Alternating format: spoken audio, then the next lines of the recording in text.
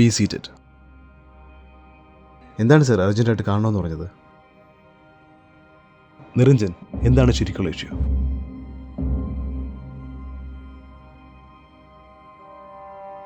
നമ്മുടെ ഡേറ്റാ ബാങ്കിൽ പഴയൊരു കേസുണ്ട് സാർ. 6 വർഷം മുന്നേ പനങ്ങാട് നടന്നൊരു സംഭവം.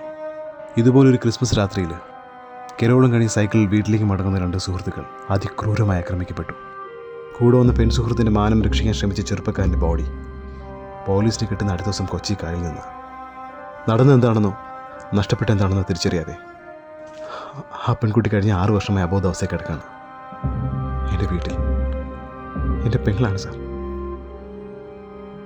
അന്നാ രാത്രിയിൽ അവരെ രക്ഷിക്കാൻ ആരും വന്നില്ല. ഇന്നിപ്പോൾ അവരുടെ സ്ഥാനത്ത് ആ കുട്ടികൾ.